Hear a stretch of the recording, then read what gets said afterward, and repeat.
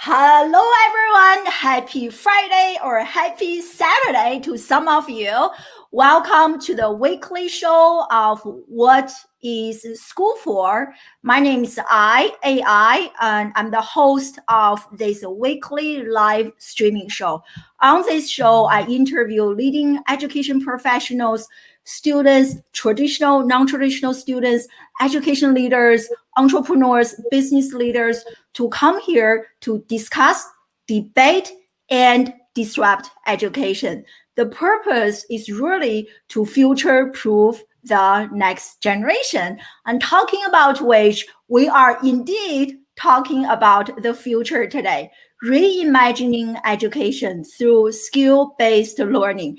And this is one of my favorite topics, how we can change our current education model so that we can better future-proof the next generation. And join me live is my dear friend and LinkedIn connection, LinkedIn friend, Gavenraj Singh, who is Senior Vice President at Strategy, Robotics and AI Expansion. And Gavenraj has also previously worked for some big name companies such as SoftBank, Oracle, IBM, and so many others. So we are going to learn his perspective on education and why skill-based learning is so important. And so really excited for today's conversation. And we are live on LinkedIn, on Facebook, on YouTube, on Periscope, on Twitch. Let me know in the comment section where you guys are joining me live from, geographically speaking and social media wise. Really excited and welcome to the show, Gavenraj. Really excited. Thank you. You didn't tell me we were in so many places. That's exciting. I'm excited. Yeah, I want to give you a surprise. That is surprise number one. Yeah. Very good. Hello, everyone. Thank you so much for joining us live. And again, let me know in the comment section where you guys are joining us live from. I love reading the global community. So let's dive in. And as I mentioned earlier, you have a very scientific or science engineer, programming, AI, robotic, technology background. So I'm curious to learn more. What inspired you to be passionate and interested in education? So thank you, and I appreciate you having me on your show. So basically, what inspired me, I'll just step back. So 2008, I had been in the U.S. and I felt that I was at a lull where my career needed a jump start, and so I jumped into going back to China. So I moved back to China in 2009. And had been there for 11 years. I worked, like you said, for SoftBank Robotics. I worked for Oracle. I worked for Skyworth, and I felt career is one thing, but then how do you make a legacy? What's the impact you want to make in life? And so I decided that I wanted to, and I had two children here in the U.S., older children that I had been quite a distance away from, and I felt technology was the bridge between me and my kids. And so when I was in China, I looked at ways that we can use advanced technology to communicate with our children. So then I moved into artificial intelligence and building robotics as a way to get a connection going between kids, but also kind of inspire their creative learning and the social and emotional skills. And so I felt it was, whether you're from a village or an orphanage, or you're from a city or a small town,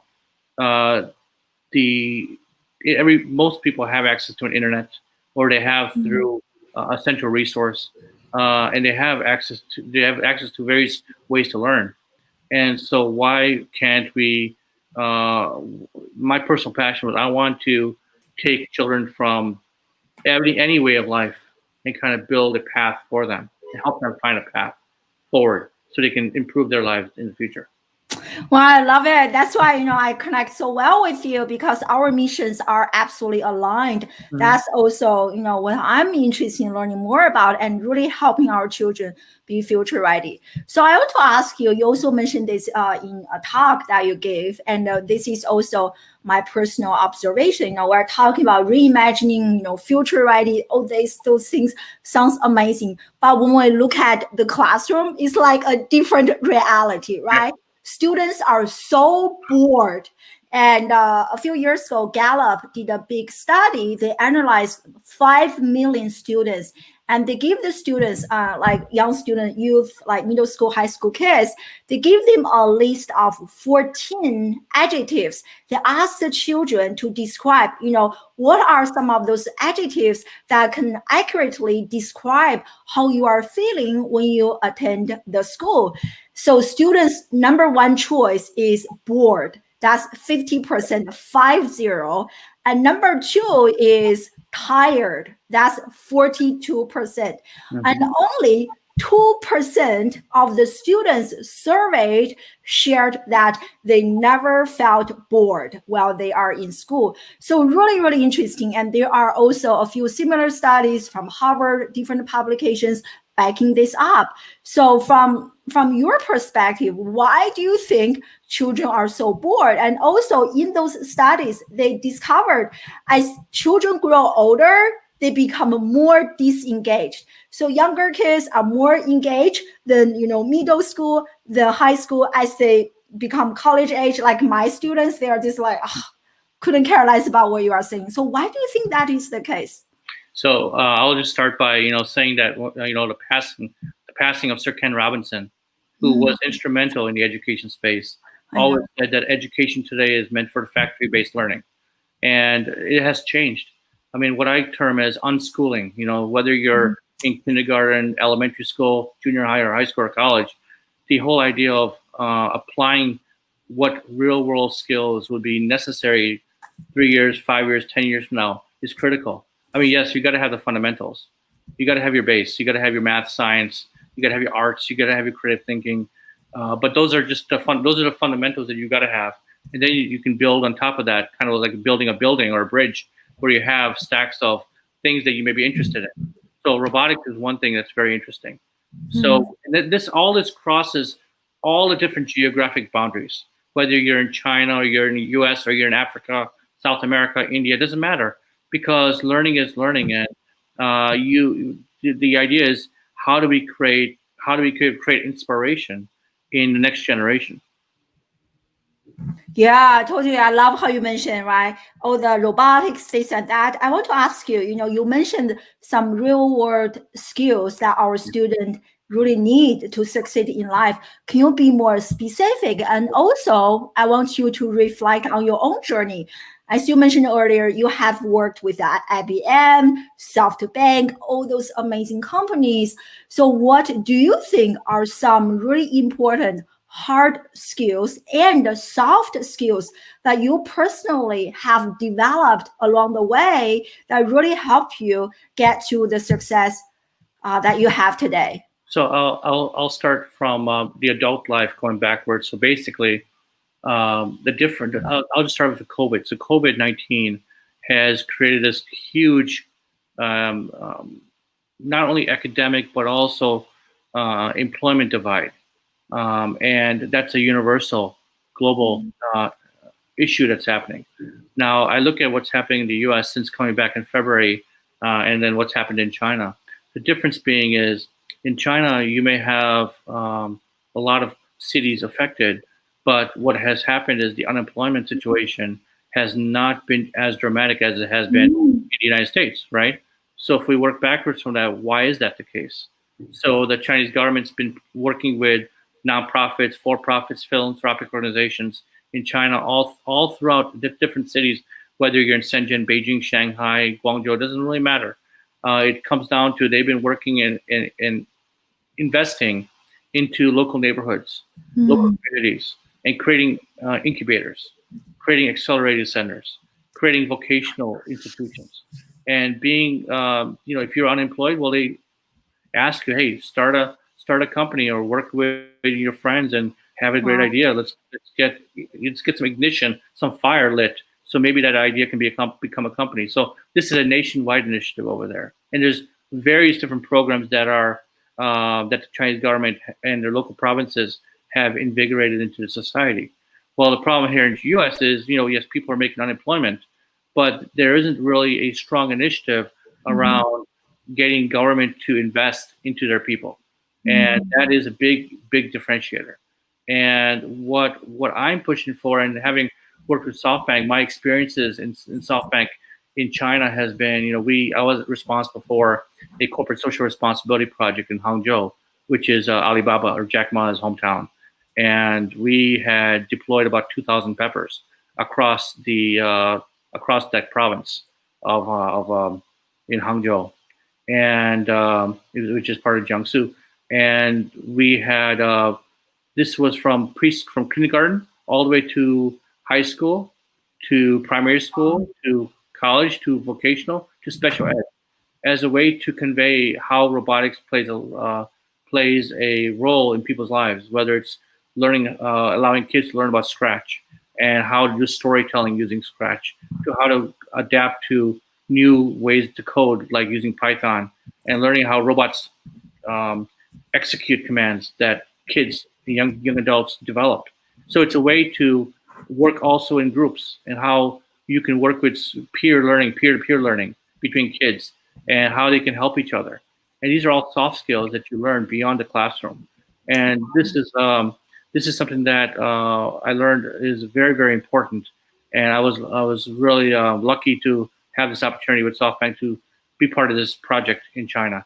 But what it showed me is that if government can't invest into local people to help the local population, entrepreneurs like myself, working with amazing people, can. And so I came back to the U.S. and I've been working. I met with some very, very talented people, created a special set of projects that are really focused on driving innovation, economic development, and also getting kids inspired again, young people inspired again. So, as an example, we have been working on a project to change or transform the retail sector for grocery purchases, both online and offline, here in the United States. And we're just in development stage right now. But what we learned is this can apply to a wealthy neighborhood as well as it can apply to a neighborhood that is just emerging and looking for economic development. And what I'm really interested in is how we can take economic development and getting the residents involved in the process of building maybe they're growing vegetables, or they want to buy local foods, they want to buy organic, they want to buy different types of foods to create recipes on their own in their home, because people just are not going out as often. Well, that's the economic side, but then from the education side, you can create various different educational programs out of this. You can create STEM-based learning, where young people are learning about how to apply soft skills into a real world setting, so they can learn about what's a cashier, how to do money management, how maybe there's some science skills, how to grow vegetables, what humidity you have in dirt. So all these skills can be learned just from within the community. And so this is another way that nonprofit and for-profit can work together, and government and even brands are getting really excited about this opportunity. So if we start small, this can be an embryonic effect that can grow across various communities and then hopefully nationwide. And so that's what I learned over the last 11 years, that it was not about monetizing financially significantly in China, but it was learning about the differences that exist and then bringing them back, and then feeling what I really feel strongly about, and that's to improve people's lives here. And so we want to improve how people eat, how people enjoy their lives, but also how their children learn, and not rely on government, because it's not gonna help. I mean, that's a false hope. And so what we need to do is we need to engage ourselves, engage our community, engage like-minded people that feel the same drive and energy and initiative to make this happen. Wow, that sounds so exciting, the projects that you are working on. And so here's a great comment from one of our live viewers. So talking about being abroad, away from your native country, is a huge eye opener to how other parts of the world do the things that you do every day, whether that's your work or profession, your day-to-day life. So we'd love to know how your guest extensive expat experiences have influenced his perspective and work views. Yeah, great question. Yeah. Yeah, excellent question. I mean, I really encourage people to travel. I took a gap year in college, thanks to my parents. They believed in me and they gave me the opportunity to travel in China when I was about 17, and I went back, 15 years later. It was an opportunity to open my eyes, and you can't believe everything in media. You just can't believe media whatsoever. You have to see it for yourself. And humans are humans, and it's the media that wants to feed you information.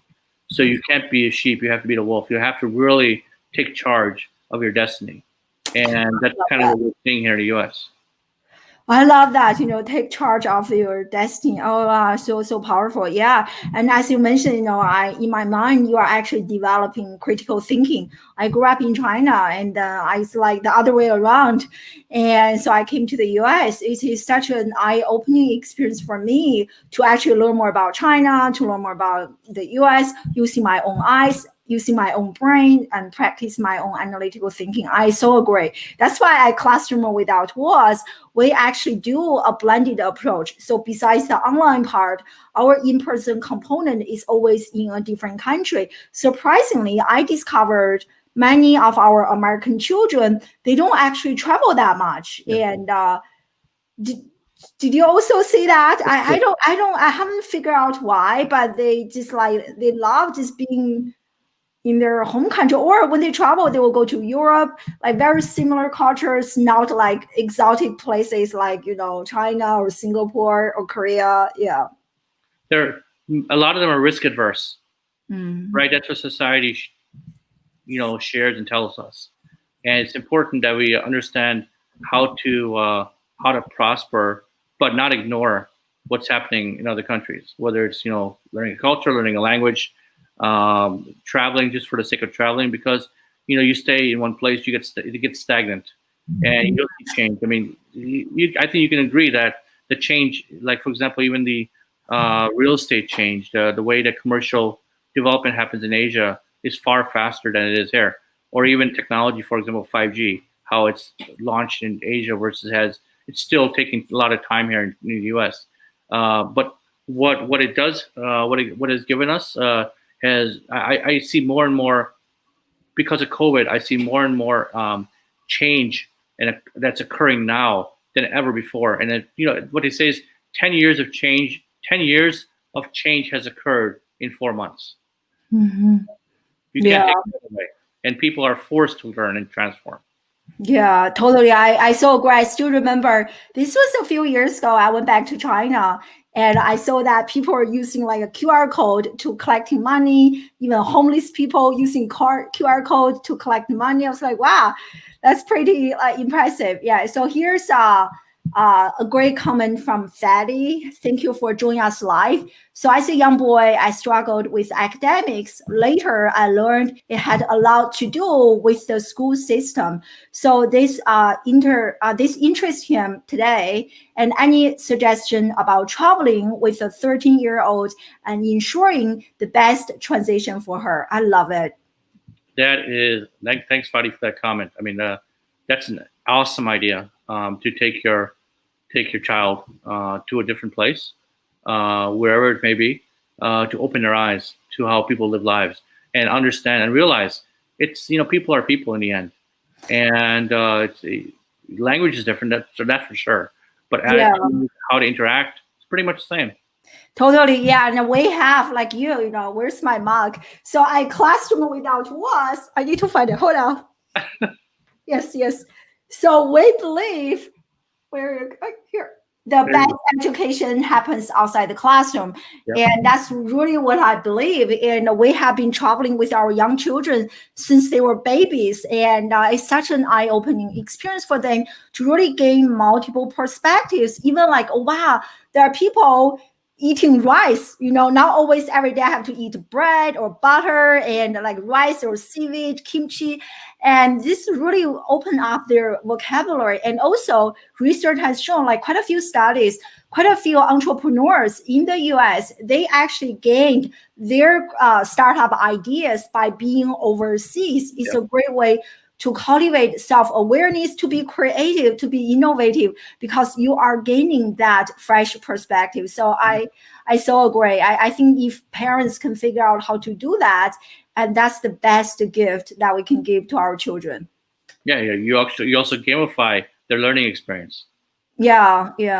So talk about that a little bit. And also, like earlier you were talking about storytelling and robotic. So, in people's mind, storytelling is like human, you listen to a story. So where are the intersections between like AI technology and storytelling? And how can we integrate all of them to make learning more personal, more fun, and gamify a little bit? Yeah. So great question. So I did an experiment in Shanghai, and where I had worked with a group of investors and launched a project in one of the public schools with the Shanghai government support that allowed us to create a semester-long and eventually a year-long education program for young kids between 8 and 9 years old.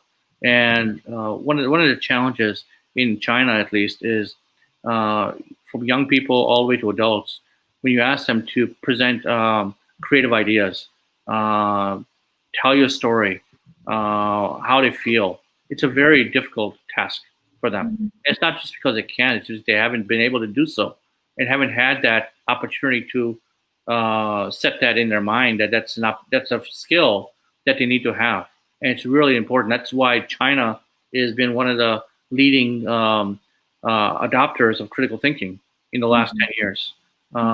Teachers and teachers everywhere are learning from professionals, whether it's from Oxford, Harvard, and others, about what is critical thinking and how they can adapt it in their classroom. So that's been extremely important. So back to the Shanghai. So we built we adapted a curriculum from MIT's lifelong kindergarten program, which was based on Scratch, and we built a small robot would be brought into the classroom, created groups of four, three boys and one girl per group. And we basically put them through a semester-long program, taught them about Scratch, but also applied how to apply Scratch to a specific instance in their life.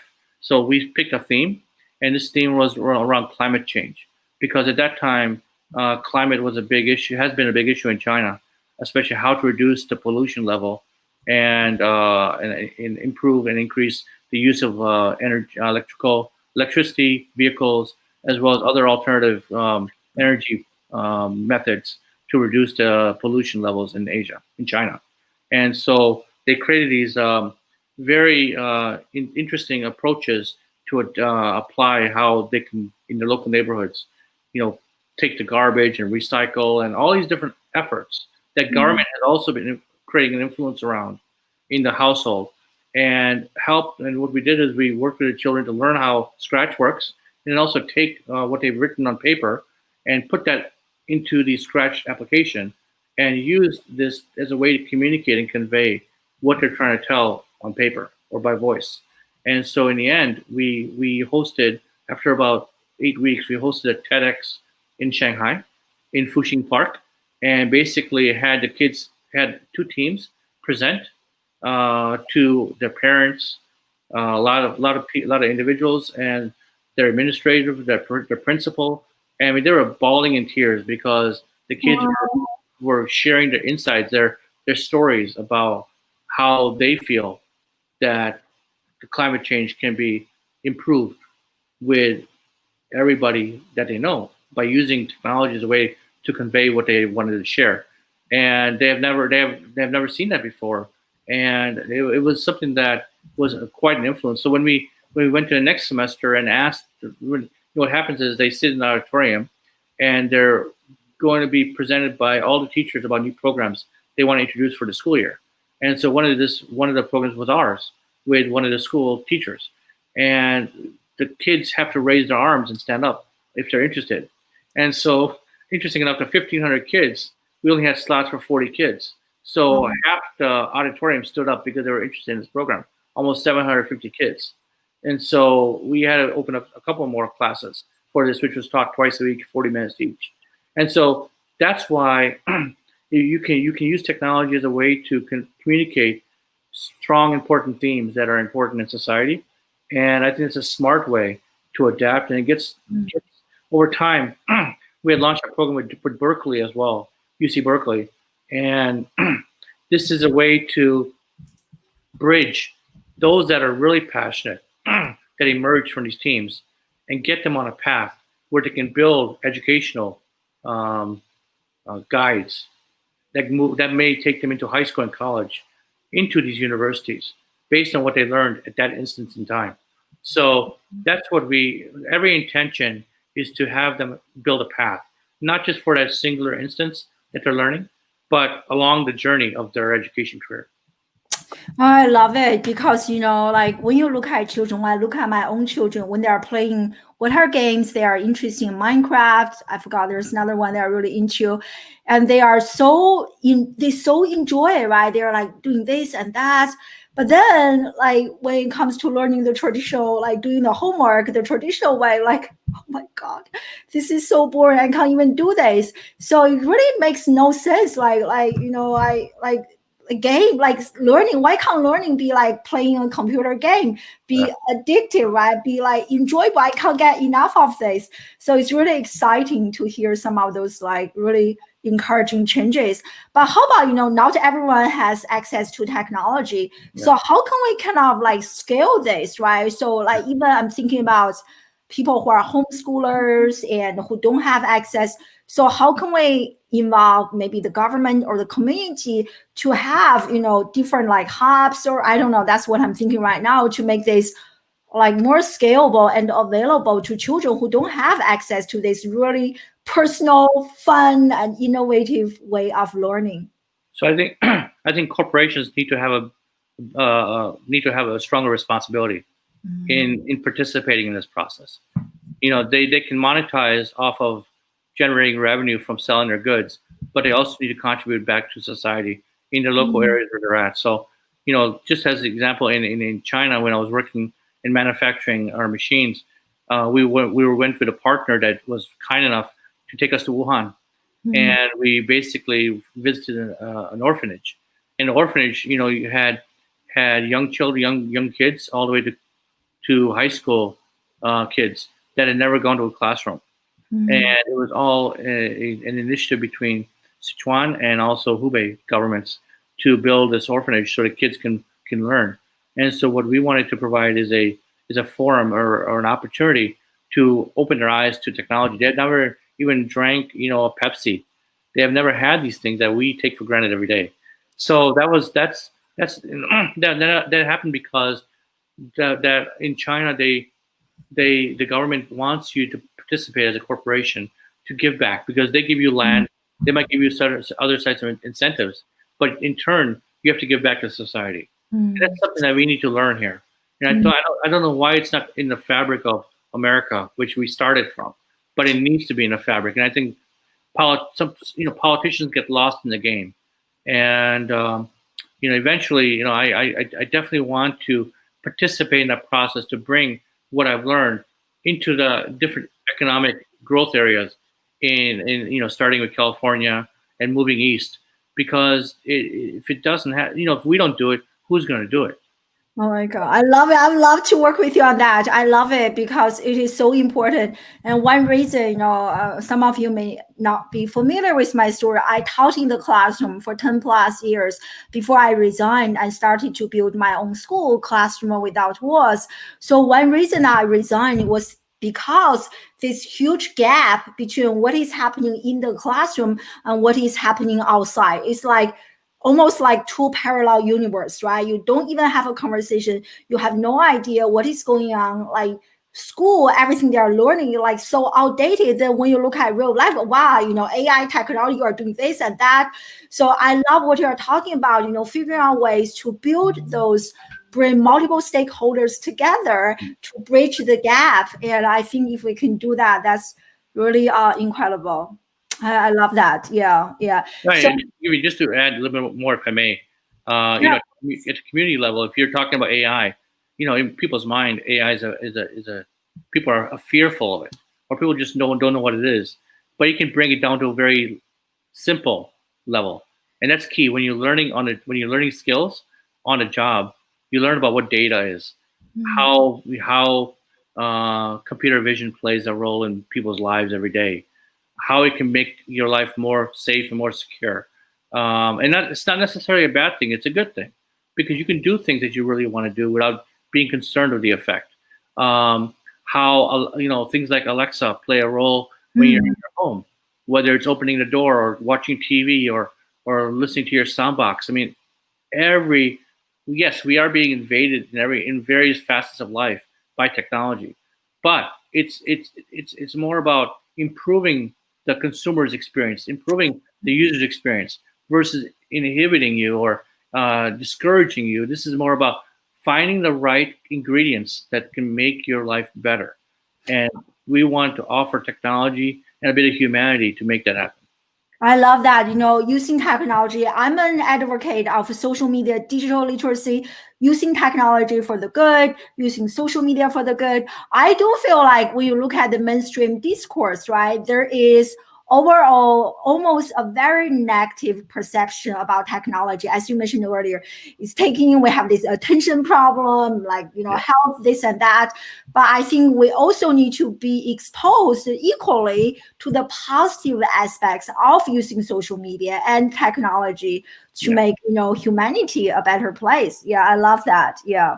So earlier, so I want to follow up on this. Fadi mentioned that his daughter is really attached to her friends. Earlier, we were talking about traveling. You see, I think my take on this is like technology, social media has allowed people to stay in touch, and we still have friends in Korea. We were in Korea for 3 years, and we use Kakao. That's their social media channel, and we stayed in touch.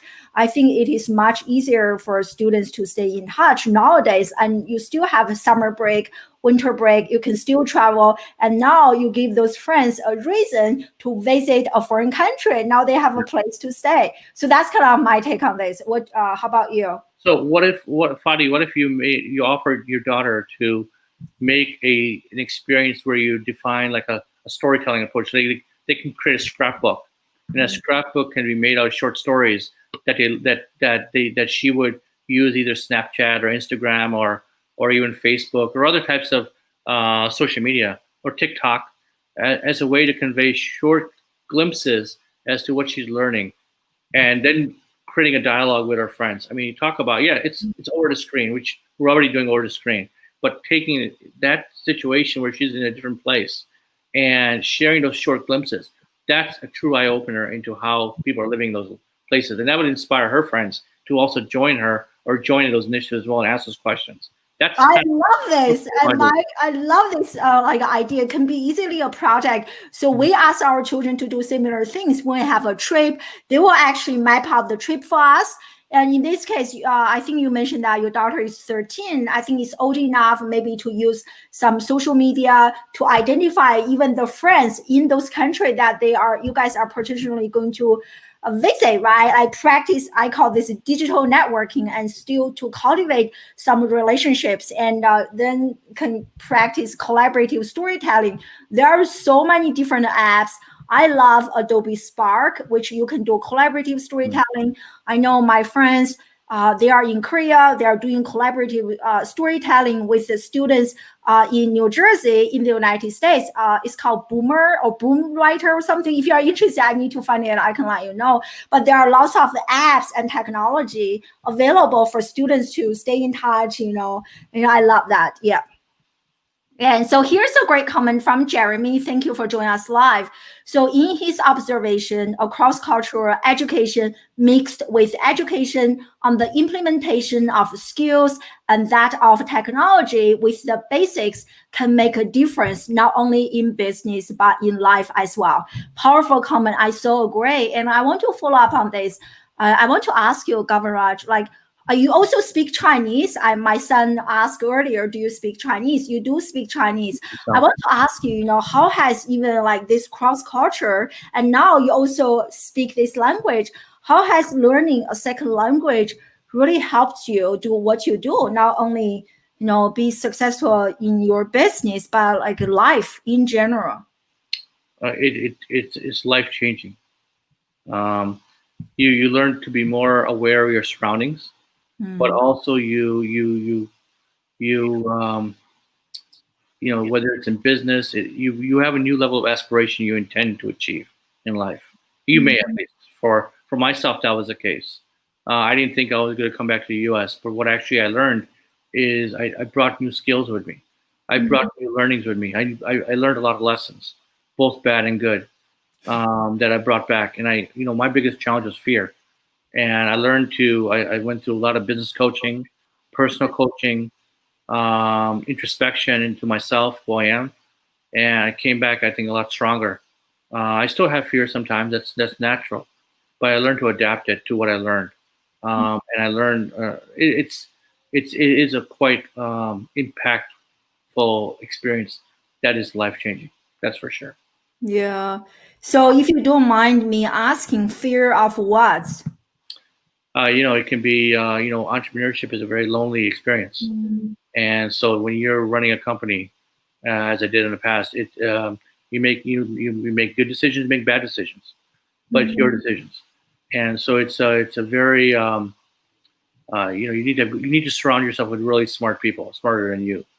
And that's right. That's why I learned that having the right team, having the right makeup of people, have the right advisors, mentors, and mentor young people as well. It works both ways because I learned a lot from young people, and I take those experiences to see how I can better myself. Because if I better myself, I can help those that I work with moving forward. Yeah, I love that. Actually, children, they have mirror neurons. So what we do, the best way for us to influence our children is actually to model the behavior. So our children are like mirrors. They will get and take that. So I so agree. I so agree. And so here is another kind of follow-up question. How about college? And actually, that's one of my questions. What is your perspective on college education? And before you answer this, I want to share with Fadi. And recently, a few weeks ago, and Google, they are launching their own career certifications to replace the 4-year college for 3 specific positions, including data analyst, user experience design, and project management. So their own certifications will only take half a year. And I think each course or certification is like $300. And so really, really interesting. I have my take on this question, but I want to hear your take on this question first. And what's your perspective on college? So I think that was one example I was going to share. It's quite an opportunity. But I think having living here in San Diego, I think that one of the interesting things I see happening is that if you want to go to college, there are programs that you don't have to put money up front to pay for college any longer. Basically, they will provide funds for you to go to school, learning computer science or other types of for example STEM-based learning programs. And what happens is that the payback of those programs would occur after you reach a certain income level in your first job. And so that way you're not obligated to take loans. You're not going to be in debt coming out of college. Those are the things that kept us down. That was keeping society down, is keeping you under debt. And no other society has that. And so we need to be smarter about that. And I think there's, the traditional college. Even though I did my bachelor's and my MBA, I don't regret that. Those are tools that helped me to be what I am today. But what I do see is we can be much more smarter about how we can learn skills on the job, because the job market has changed. That's for sure. It's more about how do you develop relationships, how do you have an open and creative mindset, and how resilient you are to change. How do you adapt? That's key. So whatever walk of life, whatever language, color, gender doesn't matter. It's like how resilient and how do you adapt to the changing environment? Because like you see today, a lot of very skilled people are still out of jobs 8, 9 months after they got unemployed, and that's those stories are not being told because whether it's they're not comfortable with sharing it or it doesn't get out there. It exists that there's a very qualified people that are unemployed, and it's hard for people that have been in good paying jobs to adapt because they're very comfortable. So that's the situation right now.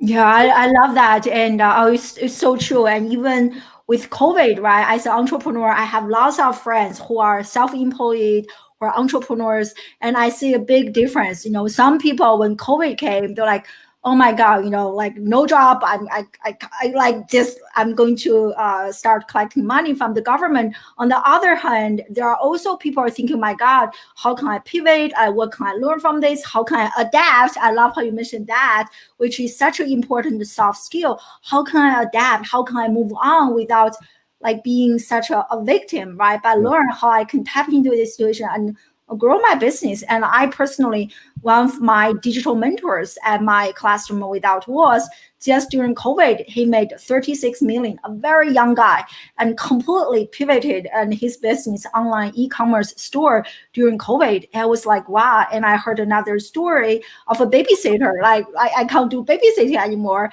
but change her business into like babysitting through Zoom and also grow into a like $1 million business. I was like, wow, incredible. So those are really interesting examples. And I love how you talked about those like soft skills. Very, very important. Yeah. So talking about, I want to kind of summarize this a little bit. We have been talking about skill-based learning, why this is so important. So can you give us like a summary of what are some really important skills? We have parents, most of our people join us live are parents, so that parents can be intentionally, figuring out projects to cultivate their children, to develop those really important life skills, that can really help them succeed in life and dealing with change. I think about it every day. Now that I have a 2-year-old too, and I always think about he's learning STEM in the preschool right now with as well as he's learning play. Absolutely, you have to play. At the same time, you have to learn about the new. You have to learn skills at a very young level, young age. So I think that having the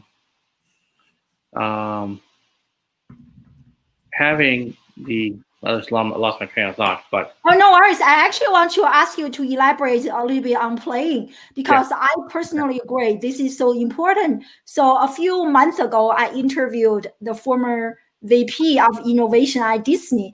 And one thing that he does nowadays is to teach people how to play. I was like, wow, it is so interesting because when you look at young children, they all know how to play, right? But then something happened as they grow older and they lost that ability to play. So teach us why this is so important and how we can maintain that playfulness, and even as people like us.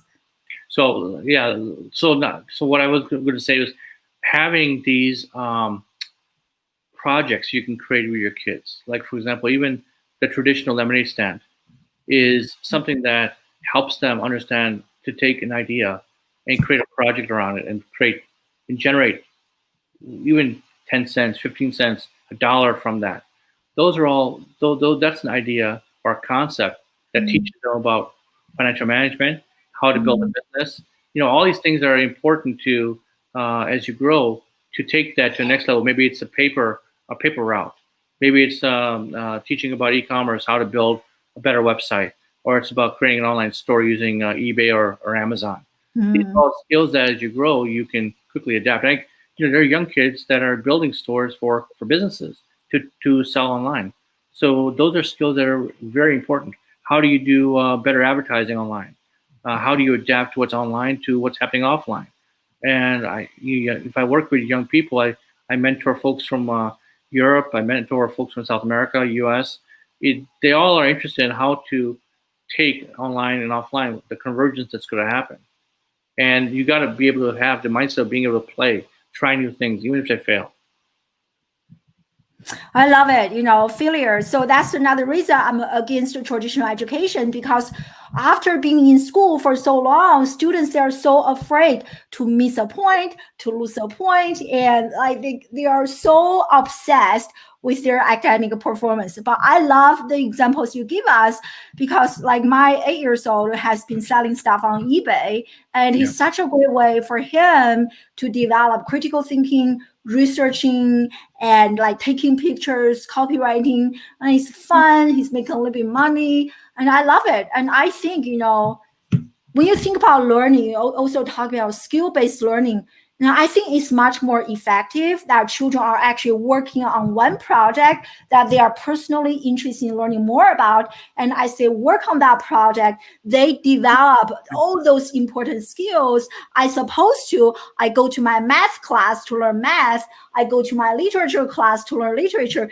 It's so segregated. But when you think about life, none of us works like that, right? Yeah. We work like we use all the skills. It's not in such a linear, yeah. So your son's learning about design. He's learning how to use these tools. He's learning how he's going to price those items. What prices are going to work, what prices are not going to work. These are all things that you're self-taught. You're learning on the job. So you're learning online. There's so much information, so much.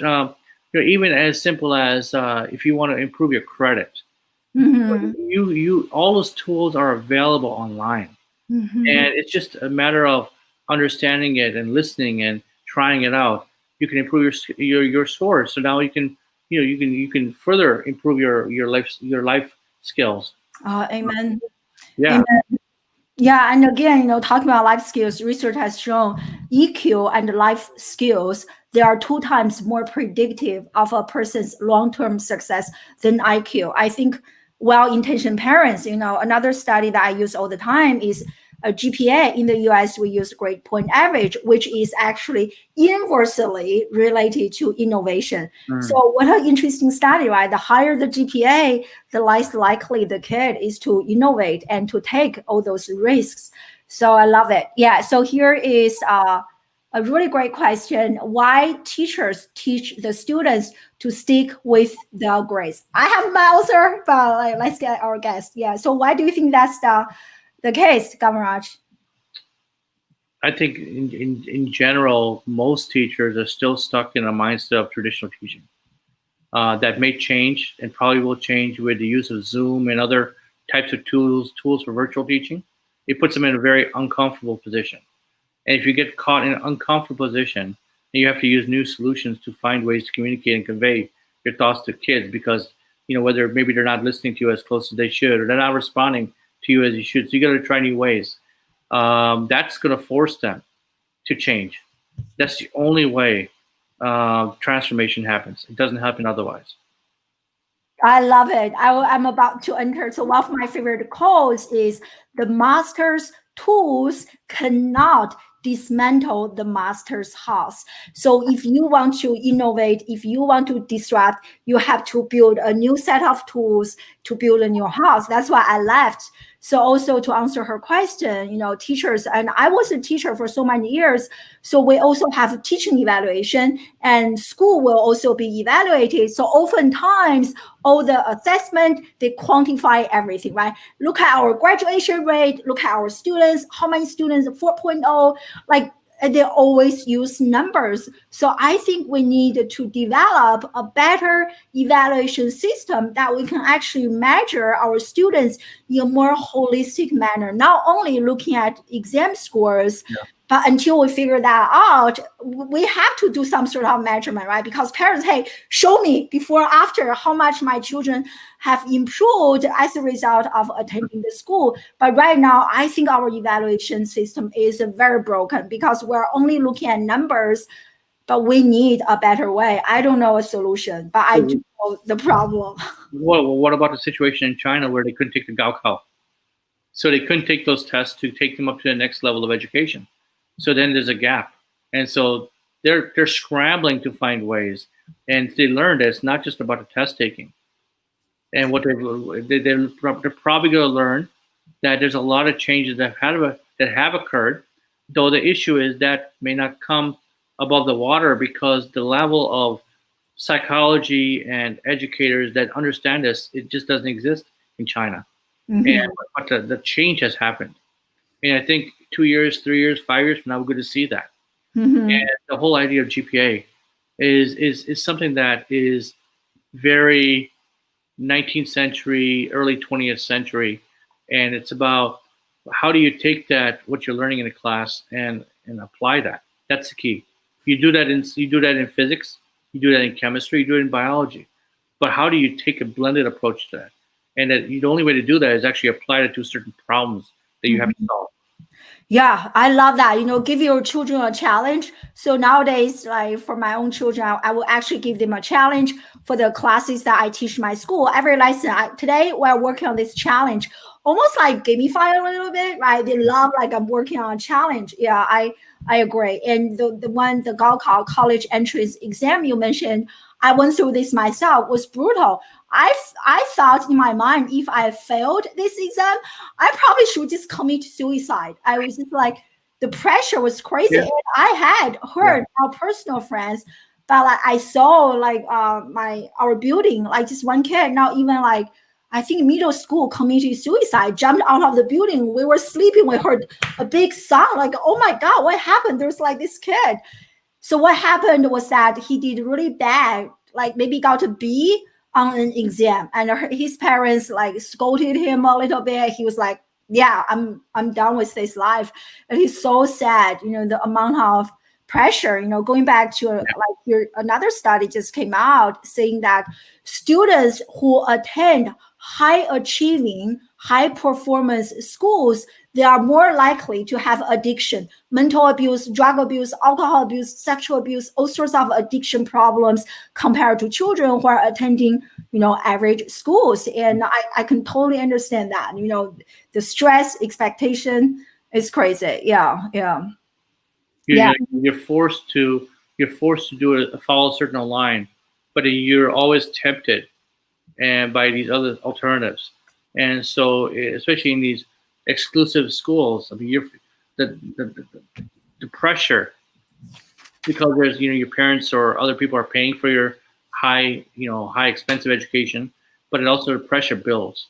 And so to release that pressure is just there's no good programs. I mean, just to think about it for a second, there are new ways that are being used to release that mechanism. For example, children are learning about yoga, and learning about what play-based learning is, how to do unschooling. These are all efforts that are being introduced in schools to release that pressure. And that's one thing we can take out of the issues of COVID is it's forcing families to come together, the fabric to rebuild, but also being able to relax and not being forced to learn from 9 to 9.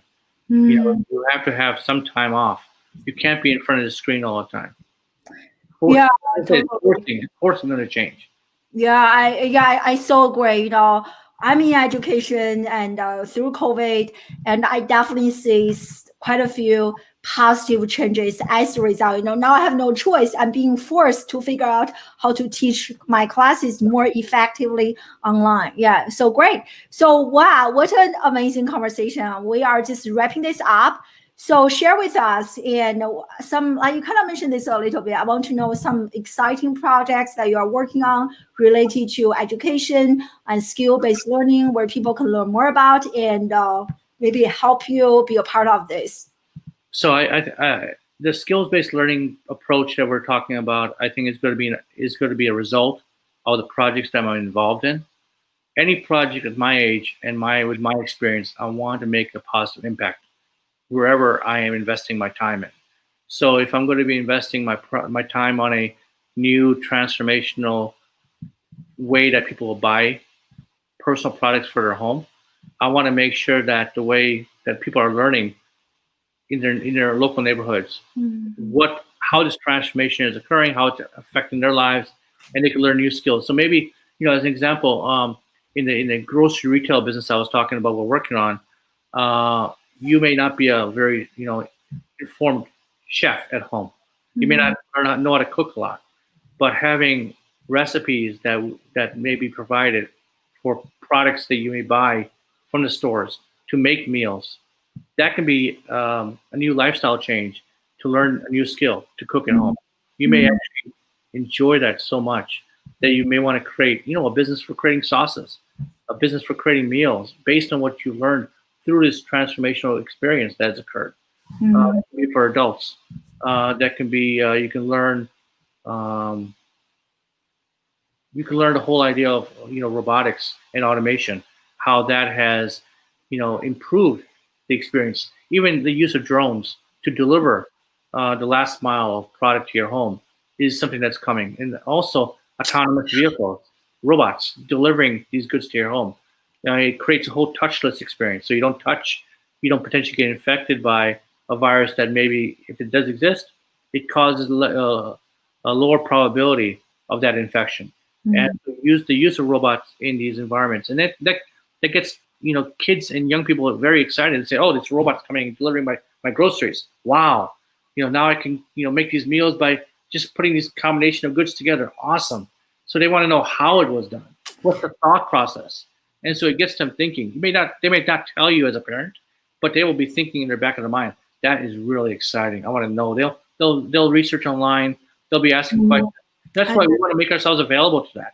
Amen. I love that. I so agree. I think, I have been saying this, education is not only about educating the brain, but really inspiring our children's heart. Yeah. Show them what exciting, right? Once they are interested in this, they're like, yeah, exactly. We show up as a facilitator and help our children to uncover their interest. And if they are really into this, they can figure it out. There's so much information online.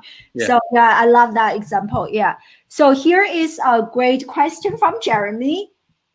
So he asked, what do you think about putting a student, a kid, in a hypothetical situation that enforces them to find solutions at an early age so that they can achieve success in the workforce?